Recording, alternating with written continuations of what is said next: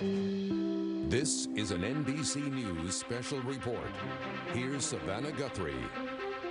Good morning. As we come on the air, we have breaking news. Just seconds ago, a verdict was read in a Russian courtroom for the American Brittney Griner, the WNBA superstar, held in Moscow since February, found guilty of drug possession and sentenced to 9 years in a Russian prison. The prosecutors had asked for 9.5 years. The judge is ceding to that demand, 9 years in a Russian prison. She's got 10 days to appeal this case, of course, having become an international flashpoint between Russia, the U.S., at the very moment that the Russian forces invaded Ukraine, and now there are ongoing prisoner swap conversations between Russia and the U.S. We see Brittney Griner there in the docks in that Russian courtroom where she has been this morning. She briefly addressed the court this morning, apologizing, saying it was not her intent to bring drugs into the Russian territory. Let's play a little bit of that. I made an honest mistake, and I hope that in your ruling that it doesn't end my life here. I know everybody keeps talking about political pawn and politics, but I hope that that is far from this courtroom. Brittney Griner moments ago. She has now been sentenced officially by a Russian judge, 9 years in prison. I want to turn to our senior international correspondent, Keir Simmons, who's with me here in New York. You've obviously covered Russia extensively. Tell us about this trial, this proceeding. What comes next? Well, devastating news for Brittney Griner, her family, of course.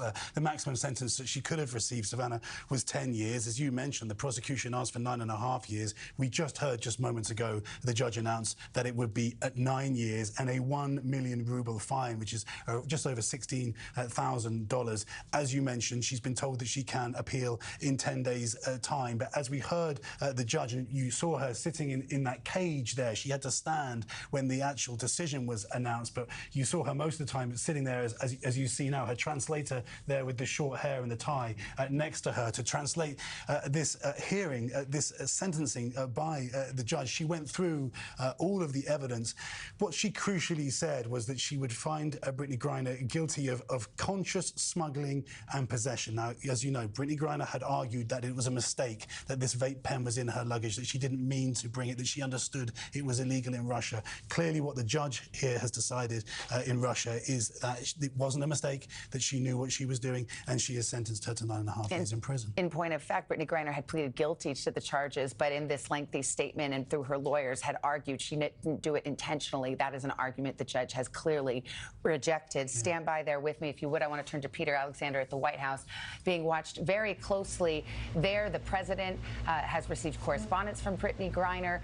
There has been talk of a potential negotiation now between Russia and the U.S. for a prisoner exchange, a prisoner swap. Brittney Griner, Paul Whelan, another American the U.S. says is wrongfully detained by Russia in exchange for a Russian prisoner. What happens next? Well, Andrea, certainly the White House was hoping that any verdict would accelerate this process. Russia has indicated that it wasn't until this trial, this court case, was resolved that they would begin in any earnest any conversations about a prisoner swap.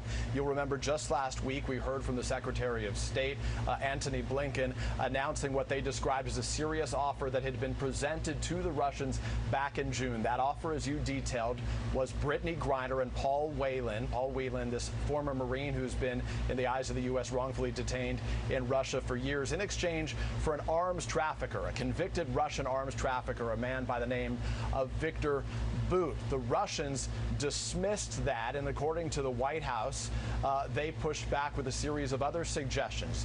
They wanted there to be another individual, a convicted murderer who is now being held in Germany, to be added to the mix there. The U.S. responding to that, describing that as not being a serious counteroffer, one that they say was not done in good faith. Secretary Blinken speaking to his counterpart, the foreign minister of Russia, Sergei Lavrov, just last week. And within the last couple of hours, I spoke to a national security official with the Biden administration who says that to this point, the U.S. says that Russia has not substantively engaged in these negotiations. Their desire in coming public, according to this official, was to try to jolt the process, to get Russia to do more, to engage more earnestly in in this back and forth. So it remains to be seen whether this will perhaps be the impetus for that. The U.S., particularly this White House, has been in touch with Brittney Griner's family, the president and the vice president, speaking to Sherelle Griner, Brittney Griner's wife, early last month, and they've been speaking to her wife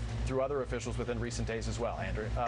Savannah. Peter, thank you very much. I want to turn to you, Pierre. You certainly know these Russian officials. How do you read what is coming out of the Russian government? Sergei Lavrov and Antony Blinken having spoken on the phone for the first time since the war in Ukraine over this matter. And let us not forget that that is the political backdrop here. Exactly. The Kremlin is negotiating, as the Kremlin does. When I interviewed the Kremlin spokesman, Dmitry Peskov, just a few weeks ago, before the White House had announced that it had made this offer, when I asked him whether Brittney Griner was a hostage, he said she wasn't, and then quickly segued to say, but Viktor Bout, this Russian held in America, he is a hostage. So he was openly connecting two cases there. There's no doubt in my mind that the Russians would like to see some kind of a prisoner swap. But of course, they are going to try and get, if you like, to put it bluntly, as much as they can from this. And I think this sentence, 9.5 years, will put the pressure on the White House again. The question is, what exactly does the Kremlin want now? What deal are they prepared to do? Because already the White House has said it is prepared to do a deal. Yeah, so we'll continue to watch that. And I believe, Peter, the president has now weighed in on the sentence, which we have just reported, 9 years for Brittney Griner, the American being held in Russia.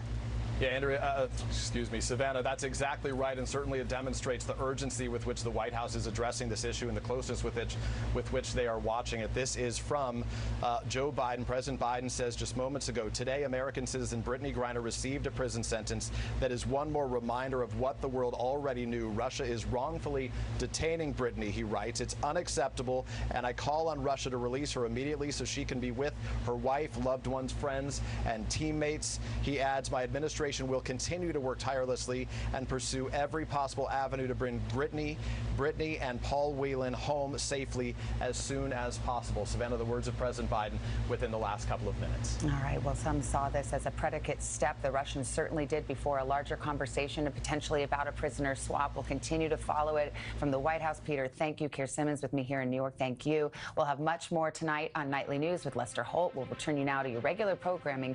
For most of you, that will be the Today Show. I'm Savannah Guthrie in New York. Have a good day. Tour.